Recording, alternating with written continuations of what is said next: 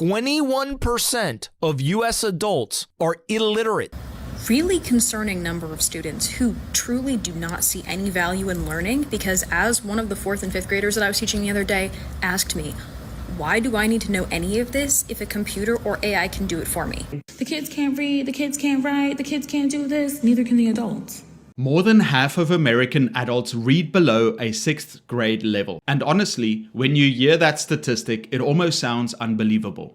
But when you start listening to teachers or parents, college professors, even people outside of education, they're all saying the same thing. Something is seriously changing with reading, attention spans, motivation, and learning in general. Now, obviously, this isn't every student. There are still incredible kids doing amazing things, but enough people are talking about this now that it's becoming impossible to ignore. We are a country that provides public education with U.S. taxpayer dollars to our population. 21% of U.S. adults are illiterate. We're not talking about, hey, there's a big SAT word that I don't know how to read or pronounce. They're illiterate. 1 out of 5 American adults is illiterate. Over half, 1 out of 2, cannot have a literacy rate higher than 6th grade. What are we doing here? In this video, I want to react to teachers and other people speaking out about what they're seeing in classrooms right now, because some of these stories are honestly pretty shocking. The class divide of the future is going to be who can read and critically think and who cannot. Let me explain. What every educator on this app is talking about, and what every educator in the field is noticing, is a dramatic decline in basic critical reasoning skills and basic literacy skills among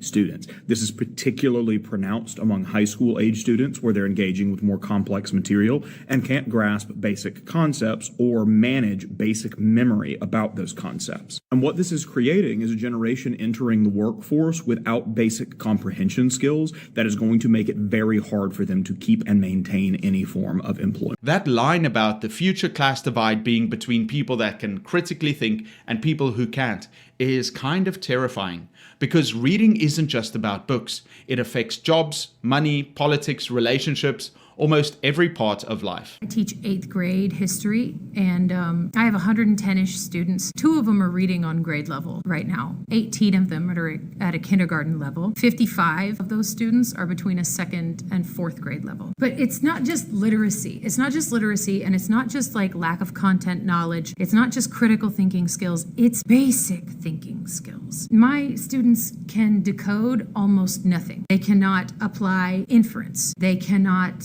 process questions that are longer than a sentence. They cannot connect cause and effect. They can't track multi-step ideas like in a political cartoon. I think this is the part people outside education don't fully realize.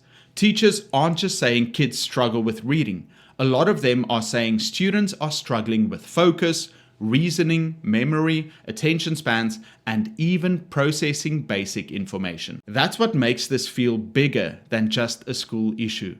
When huge numbers of people struggle to read or understand information, it affects society as a whole. Elementary school kids are not reading. Kids are not reading. Kids cannot read.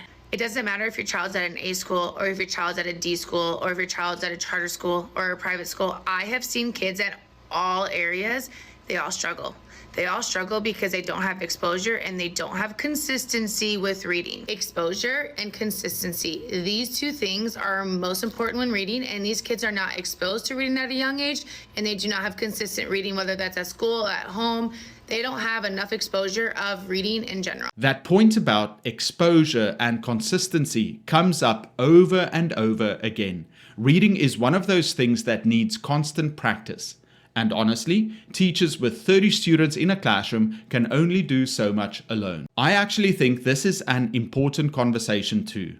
A lot of younger kids learn best through movement, play, interaction, stories. But school has become so focused on testing and performance that sometimes learning itself feels stressful instead of enjoyable. Everybody wants to bash on Gen Z, but did you guys know that Gen Alpha can't read? I was talking to one of our church kids, and he very boldly told me, yeah, I don't know how to read, and neither does anybody in my class. Mind you, this kid is starting 5th grade in August, okay? And I thought he was playing, so I told him, you know, kids will do anything for money. So I was like, I'll give you $10 if you can tell me what this bag says. It said chips in giant letters. And I said, you could sound it out. You could try spelling it or whatever to help you read it. Because I thought he was lying. So this dude goes, CHIPS. And I go, what does that say? And he goes, potatoes. Y'all, we're cooked as a society. Okay, that chips equals potato story is funny at first. But then you realize how many people online are reacting to these kinds of stories because they're hearing similar things themselves. That's the scary part. I have 2 kids at a kindergarten reading level. I have about 4 kids at a first grade reading level. And they're telling me that I have to teach this 4th grade curriculum that these kids can't even read. I have maybe like 6 kids that are on grade level. There is not a time period in the day now that I am allowed to have my kids read or me reading to them because they have our schedule so jam-packed and we have to do the curriculum to a I think this is where a lot of teachers feel trapped. You're expected to teach grade level curriculum, prepare students for tests, move through the pacing guide.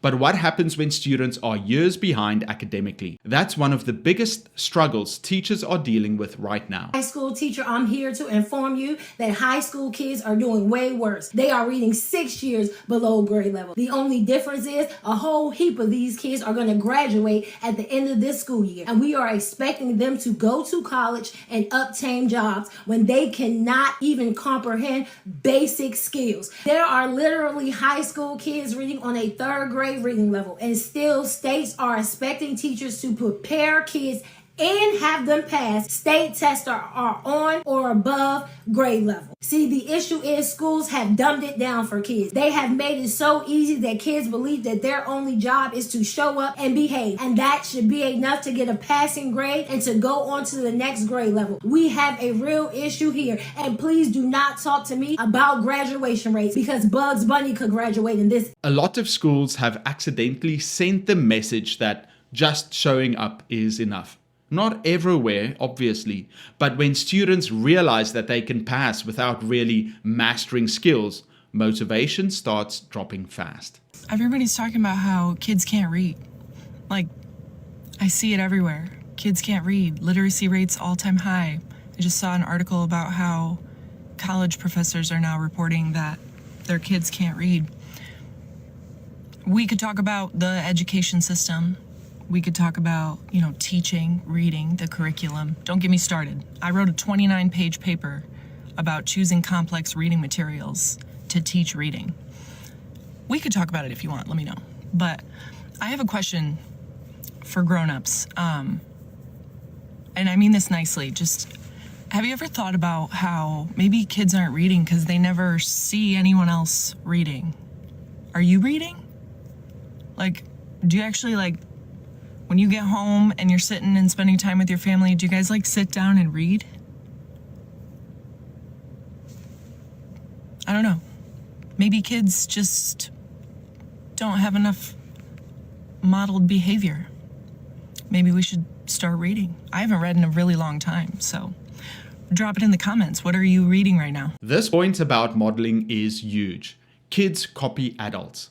If kids never see parents reading, never see books at home, never see people enjoying learning, then reading starts feeling like punishment instead of something normal people do. The kids do not know how to read. Hell, the adults do not know how to read. I look at some of the comment sections and I can tell that a vast majority of the people living amongst us are reading on a 3rd grade reading level as grown adults. And it's no funny business, it's for real. And the teachers have been sounding the alarm on this for a while. Black women have been sounding the alarm on this for a while, but y'all refuse to listen. But maybe we're here now and the time is if we're fixing all the rest of this country, might as well fix the fact that people do not know how to read. And I think that's why these conversations are exploding online right now. Because teachers have been warning about this for years. But now people outside schools are starting to notice it too. Okay, this is becoming a genuinely concerning issue. As a substitute teacher, I am encountering a really concerning number of students who truly do not see any value in learning because as one of the 4th and 5th graders that I was teaching the other day asked me, why do I need to know any of this if a computer or AI can do it for me? A little girl didn't want to learn how to read because why would she need to when she could have the computer read it to her? Why would she need to know how to count when a calculator could do it, or when she could just take a picture of her math problem and have the AI do it for her?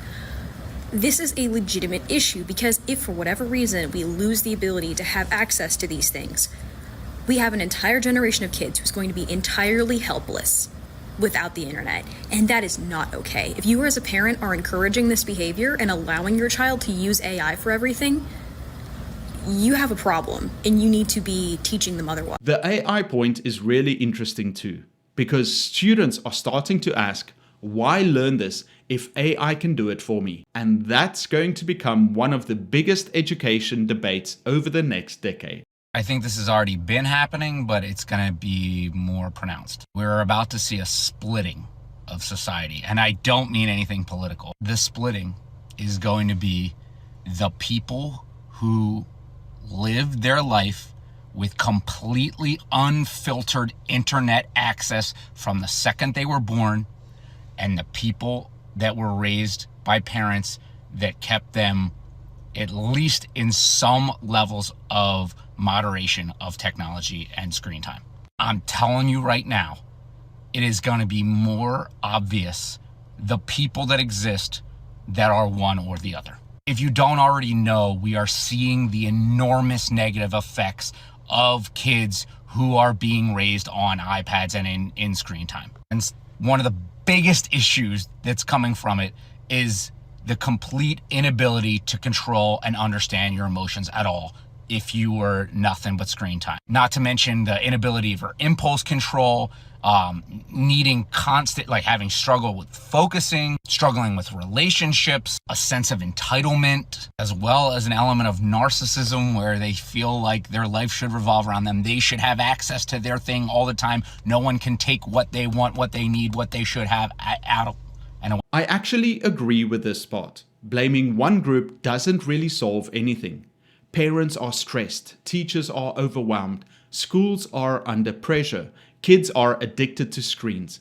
It feels more like a system-wide problem than one single cause. My fifth graders with significant language-based learning disabilities could write better than non-disabled seventh graders can now. They can't write a sentence. They don't know what state they live in. They don't know what region of the country they're in. They have no background knowledge. Most of them don't know who the president is. They can't even attend to a 3-minute video clip. I can play it. I can tell them what it's going to be about. I can summarize what the video did, and not a single one can tell me what the video was. The screen time issue keeps coming up again and again. Attention spans, impulse control, emotional regulation, social skills. I think a lot of people feel like something changed after smartphones and constant short-form content became normal for kids. They don't even know how to communicate to each other. They can't text. Ask middle school and high school teachers. Students are using speech to text to communicate with one another outside of school, and it's because they don't know how to write out the... That part about students using speech to text because they struggle to write is honestly wild. And I know some people watching will think teachers are exaggerating. But then you hear the same concerns from teachers in completely different schools, states, and countries. Most people think the value of reading is in the ability to recite what you read. Chapter 1 this, chapter 2 that. But that's not how the mind works. The real power of reading does not lie in perfect recall, but in the reshaping of your thoughts. You may not remember the exact sentence, but when asked about a topic, your answer will be heavily influenced by the wisdom you consumed, because the book reformed an opinion you previously held. Ideas don't just sit in your mind to be called upon directly. Even if you can't say, Socrates taught me this, this, and this, he still shifted the architecture of the building that is your thoughts. So if you're reading philosophy and you can't list bullet points of the things that you've read, don't think that you're not ingesting the information. You are still becoming smarter. For the proof is not in what you can quote. Rather, it lies in your updated and assimilated patterns of... I do think there's at least some hope though. Some schools and countries are already pulling back on technology-heavy classrooms and bringing back more books, handwriting, discussion, and play-based learning. So maybe people are finally starting to realize we went too far in one direction. The kids can't read, the kids can't write, the kids can't do this, neither can the adults. The kids can't have critical conversations, they're not critical thinkers, neither are the adults. So if we really, really want to talk about it, we're expecting children to be able to do things that adults can't do.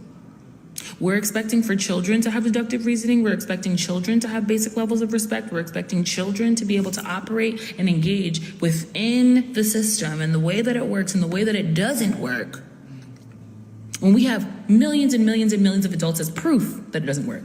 And then you have people like myself who come onto the internet and say, yeah, no, education is political. Access to education is political. Access to the type of education that you receive, depending on your socioeconomic status, which heavily aligns with race, unfortunately, in this country, still today, because that is how the system operates and that is how our society is structured. We come on the internet and we say, hey, yeah, maybe we should reimagine this. Hey, yeah, maybe we should think about the social and emotional development of the child so that they have the wherewithal and the capacity to do the things that we want them to do.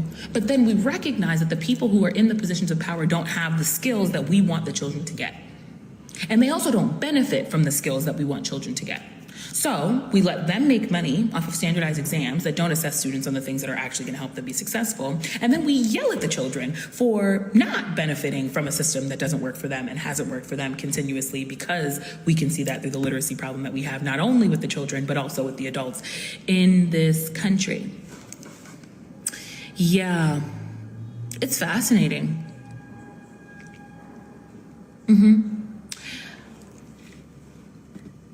I really like that part about reading reshaping your thinking, because reading isn't just memorizing information. It slows you down, it builds focus, and it helps you process ideas more deeply. And I think a lot of us, adults included, are losing some of that ability because everything now is fast, short, and constant stimulation. Not being able to read actually is that serious. I saw a post being like, here are some grammatical errors that I see commonly and the difference between the two words. So it's like would of versus would have, there, you know, stuff like that. And half of the comments were like, okay, but I just don't see why it's that serious. It's concerning to me how many of you guys think that being able to read is not a big deal. It's like the deal. What have you been doing for the whole entirety of your schooling? You have to know how to read. Otherwise, you're not going to be able to vote properly. You're not going to be able to get a job properly, follow instructions. Like, basic reading comprehension is deeply. This is another uncomfortable truth.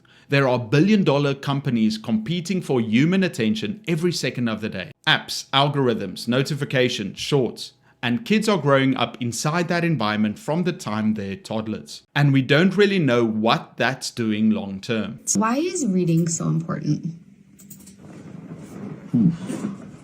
I wouldn't even know where to start. I think reading is critical for knowledge, for critical thinking, for focus.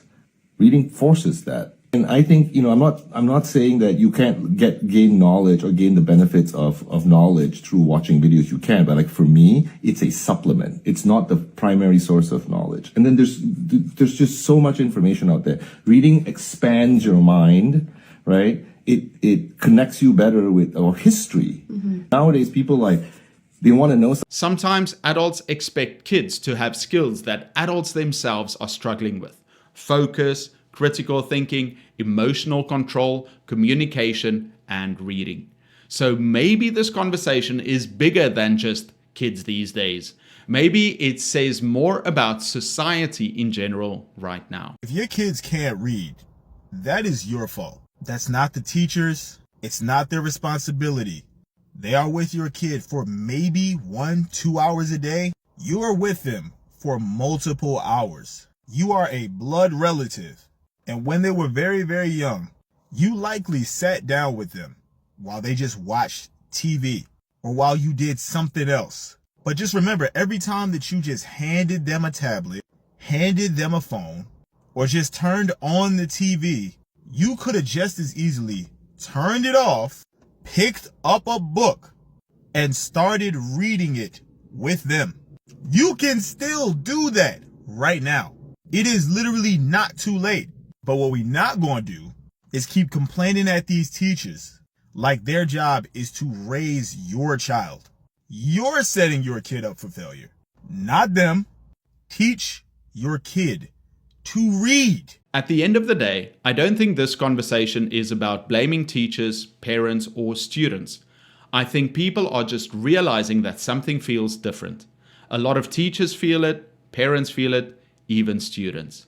And whether the cause is screens, social media, school systems, parenting changes, technology, AI, attention spans, or all of it combined, I do think this is one of the biggest conversations happening in education right now. And I'm curious what you think. If you're a teacher, what are you seeing in your classroom? If you're a parent, have you noticed changes in attention spans or reading habits? Let me know what you think in the comments down below. Like and subscribe for more teacher content.